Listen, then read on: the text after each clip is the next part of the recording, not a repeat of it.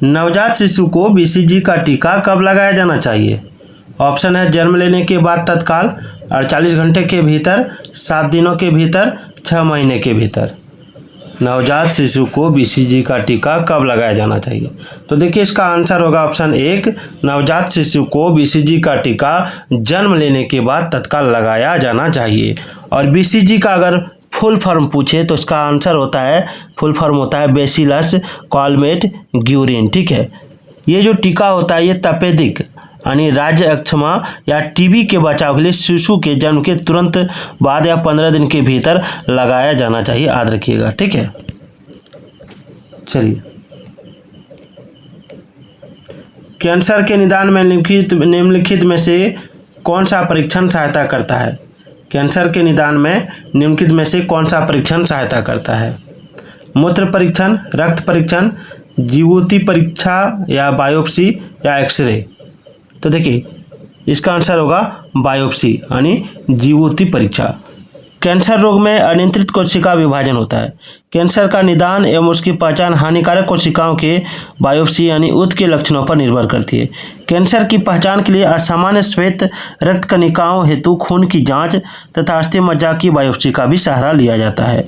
Kidney तथा अग्नाशय के cancer की पहचान के लिए एक्सरे, सीटी स्कैन तथा एमआरआई जैसे तकनीक का प्रयोग किया जाता है। कैंसर के उपचार के लिए किसी एक ही विधि पर निर्भर नहीं रहा जाता है। इसमें सर्जरी, रेडियोथेरेपी, केमोथेरेपी या इम्यूनोथेरेपी की मदद ली जाती है। ठीक है, केमोथेरेपी यानी सीटीएक्स कैंसर के उपचार की एक श्रेणी है जो रासायनिक पदार्थ, विशेष रूप से एक या एक से अधिक कैंसर रोधी दवाइयों का प्रयोग करते हैं। ये दवाइयाँ आपका स्टैंडर्ड केमोथेरेपी रेजिमेन के भाग के रूप में दी जाती हैं। चलिए,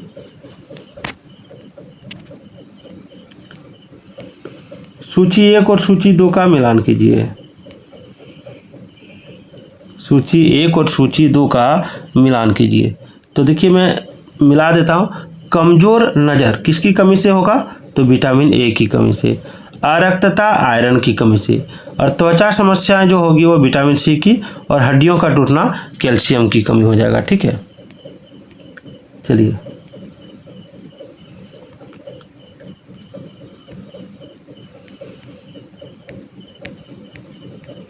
चेचक के प्रति टीकाकरण में समावेश किया जाता है किसका? चेचक के प्रति टीकाकरण में समावेश किसका किया जाता है? ऑप्शन है हाथ के जर्मों का, दुर्बल जर्मों का, जीवित प्रतिरक्षियों का या संक्रमित जर्मों का। तो देखिए इसका जो आंसर होगा वो हो जाएगा आपका ऑप्शन 2, दुर्बल जर्मों का। ठीक है, किसी बीमारी के विरुद्ध प्रतिरोधात्मक क्षमता विकसित करने के लिए जो दवा खिलाई या पिलाई या किसी अन्य रूप में दी जाती है उसे टीका कहते हैं। तो इस क्रिया को टीकाकरण कहते हैं। ठीक है, तो संक्रामक रोगों से रोकथाम के लिए टीकाकरण सर्वाधिक प्रभावी एवं सस्ती विधि माना जाता है। चेचक के प्रत्येक टीकाकरण में जीवित प्रतिरक्षियों का समावेश किया जाता है। ठीक है, और याद रखिएगा एडवर्ड जेनर अंग्रेज काम चिकित्सक तथा चेचक के टीके के आविष्कारक थे। सन 1775 में उन्होंने सिद्ध किया कि आपका ये जो कावपॉक्स होता है, ठीक है, जिसको गामसूरी भी कहा जाता है, में 2 विभिन्न प्रकार की बीमारियां सम्मिलित है जिनमें केवल एक चेचक में से रक्षा करती है।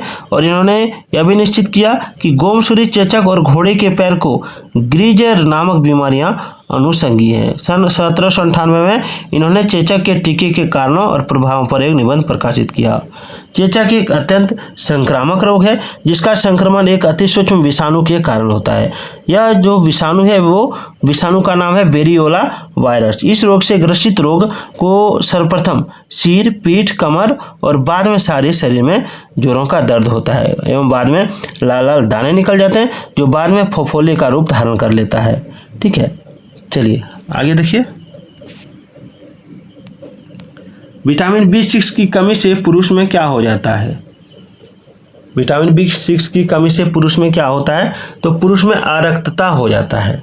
ठीक है, विटामिन B6 का रासायनिक नाम क्या होता है?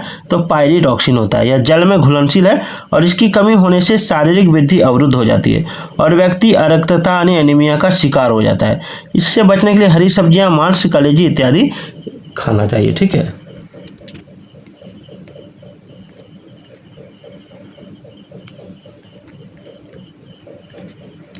अगला टाइफाइड पैदा किया जाता है।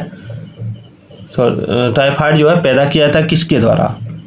तो देखिए टाइफाइड जो होता है, ठीक है, टाइफाइड आपका साल्मोनेला टाइफी द्वारा पैदा किया जाता है। साल्मोनेला टाइफी, ठीक है, साल्मोनेला टाइफी द्वारा, याद रखिएगा, किसके द्वारा पैदा किया जाता है? साल्मोनेला टाइफी द्वारा टाइफाइड पैदा किया जाता है, ठीक है। तो टाइफाइड हमारे देश की सर्वव्यापी संचरणीय रोग है। तो 1 से 15 वर्ष की आयु वर्ग के बच्चों में यह प्रायः रोग होते रहता है। यह मनुष्य का क्षुद्रांत में मिलने वाला साल्मोनेला टाइफी नामक जीवाणु से होता है और घरेलू मक्खी के मल पर बैठने से रोगाणु उनके साथ चिपक कर हमारे खाद्य पदार्थ तक पहुँच जाते हैं, जिससे खाने से रोगों का संक्रमण बढ़ता है, ठीक है। चलिए, वायरस द्वारा पैदा किया जाने वाला रोग कौन सा है? वायरस द्वारा पैदा किया जाने वाला रोग, तो देखिए वायरस द्वारा जो रोग पैदा किया जाता है, ठीक है, वो है आपका जुकाम। जुकाम जो है वायरस द्वारा पैदा किया जाने वाला रोग है, ठीक है। और टाइफाइड जो है जीवाणु साल्मोनेला टाइफी द्वारा, और हैजा आपका विब्रियो कोलेरा नामक जीवाणु के कारण, और टिटनस रोग जो होता है बेसिलस टेटनी नामक जीवाणु से होता है, याद रखिएगा, ठीक है। कैंसर के उपचार के लिए प्रयुक्त उत्कृष्ट गैस कौन सा है? हीलियम, आर्गन, क्रिप्टॉन या रेडॉन?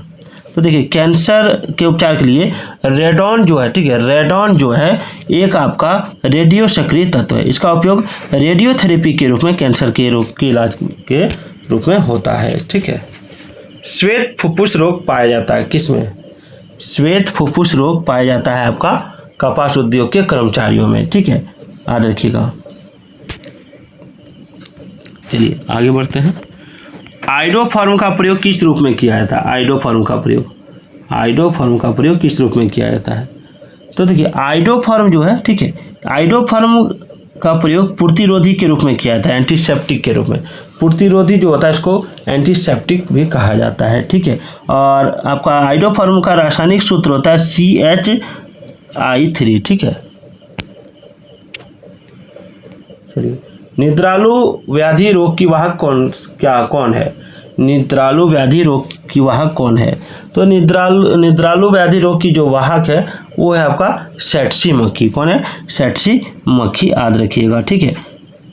निद्रालु व्याधि रोग या स्लीपिंग सिकनेस या निद्रा रोग आपका ट्रिपेनोसोमा नामक प्रोटोजोआ के कारण उत्पन्न होता है। यह एक परजीवी है जो सीसी यानी मक्खियों या सेटसी मक्खियों के शरीर में आश्रय लेता है, याद रखिएगा, ठीक है।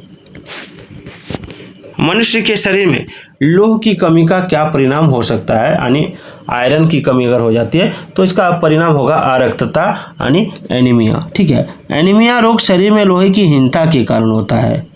लाल रुधिर कोशिकाओं में उपस्थित हीमोग्लोबिन नामक प्रोटीन के संश्लेषण के लिए लोह तत्व की आवश्यकता होती है। इसलिए अरक्तता के रोगी यानी एनीमिया के रोगी के रुधिर में हीमोग्लोबिन यानी HB की प्रतिशत मात्रा बहुत कम हो जाती है। हीमोग्लोबिन का मुख्य कार्य फेफड़ों से शरीर के विभिन्न अंगों तक ऑक्सीजन का परिवहन करना होता है, ठीक है। और आपका रक्तता फॉलिक एसिड की कमी के कारण होता है। चलिए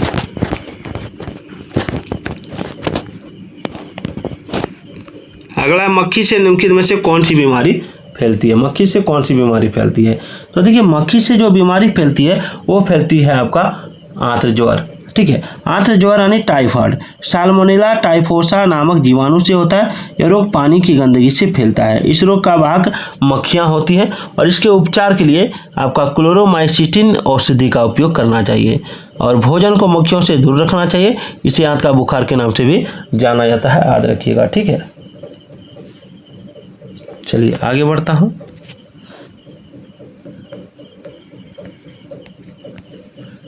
एल्जीमर का रोग निम्नलिखित में से क्या है?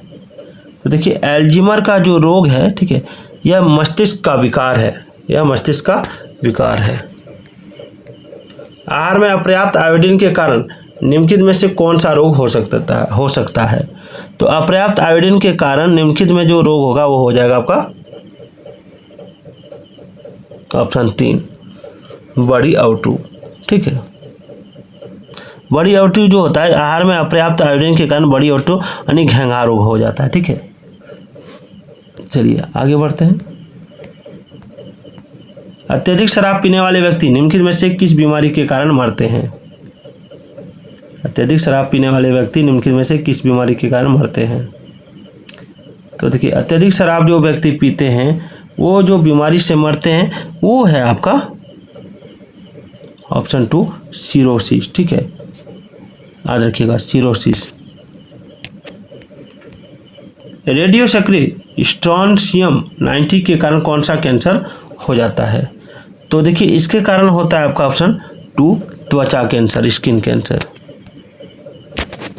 चलिए आगे देखते हैं। जुकाम यानी मामूली ठंड का कारण क्या है? तो देखिए जुकाम का जो कारण होता है वो होता है आपका विषाणु यानी वायरस। ठीक है, चलिए मेनिनजाइटिस रोग किसको प्रभावित करता है? मेनिनजाइटिस रोग किसको प्रभावित करता है? देखिए मेनिनजाइटिस रोग मस्तिष्क को प्रभावित करता है। निम्नलिखित में जल जनित रोग कौन सा है? तो हैजा हो जाएगा। ठीक है, हैजा जो है जल जनित रोग है। मधुमेह जो होता है शरीर में, मधुमेह ये इंसुलिन की कमी से होता है। मलेरिया मच्छर के काटने से फैलता है। ठीक है, और चेचक जो है वायरस के कारण होता है। चलिए दिल का दौरा किस कारण से होता है? देखिए दिल का दौरा किस कारण से होता है? तो याद रखिएगा दिल का जो दौरा होता है ये आपका दिल का दौरा हृदय में रक्त की आपूर्ति में कमी के कारण होता है। किस कारण से स्टोन कैंसर होता है? तो देखिए स्टोन कैंसर जो होता है, ठीक है, ये होता है आपका अम्ल वर्षा यानी एसिड वर्षा के कारण। स्टोन कैंसर में धूल गंदगी के कणों की परत पानी के प्रभाव से मूर्तियों पर जम जाती है और वातावरण में मौजूद सल्फेट, नाइट्रेट, फ्लोराइड, सोडियम आदि तत्व मूर्तियों को हानि पहुंचाते हैं और भौतिक, रासायनिक एवं जैविक लेप लगाकर इसका उपचार होता है। इटाई रोग इसके द्वारा होने वाली विषाक्तता के कारण होता है। किसके द्वारा?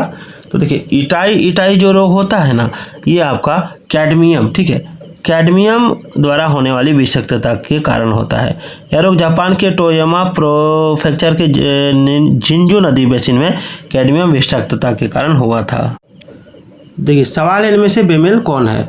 अंकुश कृमि, नहरुआ, फिता कृमि और दांत कृमि। देखिए ये सारा आपका आंतरिक यानी शरीर के अंदरूनी भाग का है और ये आपका दांत कृमि बाहरी भाग का है, इसलिए ये बेमेल है। ठीक है, आगे सफ़ेद बाल किसके कारण होते हैं? सफ़ेद बाल किसके कारण होते हैं? तो सफ़ेद बाल जो होते हैं इसका मुख्य कारण है आपका बाह्य त्वचा कोशिकाओं में मेलानिन का क्षय होना, मेलानिन का कमी होना। चलिए आगे बढ़ते हैं। अगला है अभिबंधक जबड़ा किसकी एक विकृतिजन्य स्थिति है? तो देखिए अभिबंधक जबड़ा जो है, ठीक है, ये आपका टिटनेस, ठीक है, टिटनेस से अभिबंधक जबड़ा का एक विकृतिजन्य स्थिति है। टिटनेस को लॉक जॉय या धनुष टंकार कहा जाता है। यह रोग आपका बेसिलस टेटनी नामक जीवाणु से होता है। ग्रेवा का रोग किस कारण से होता है? तो देखिए ग्रेवा का रोग थायराइड की अति सक्रियता के कारण होता है। ठीक है, थायराइड की अति सक्रियता, थायमस नहीं। निम्नलिखित में से कौन सा प्रोटोजोआई रोग नहीं है? तो देखिए प्रोटोजोआई रोग जो नहीं है वो है आपका फीलपांव। फीलपांव जो है ये आपका वुचुरिया बोनाक्राफ्टी के द्वारा होता है। ठीक है, तो आज का ये वीडियो कैसा लगा और कमेंट कीजिएगा। अभी 2 प्रश्न और है। पहला है कि प्लेग किससे फैलता है? प्लेग जो है किससे फैलता है? तो प्लेग जो फैलता है वो फैलता है आपका जीवाणु से। ठीक है, और नमक का भारी मात्रा में सेवन करने के बावजूद किस पशु को उच्च रक्तचाप नहीं होता है? तो देखिए इसका भी आंसर हो जाएगा आपका ऑप्शन 4 ऊंट का। ठीक है, तो दोस्तों वीडियो कैसी लगी बार कमेंट जरूर कीजिएगा।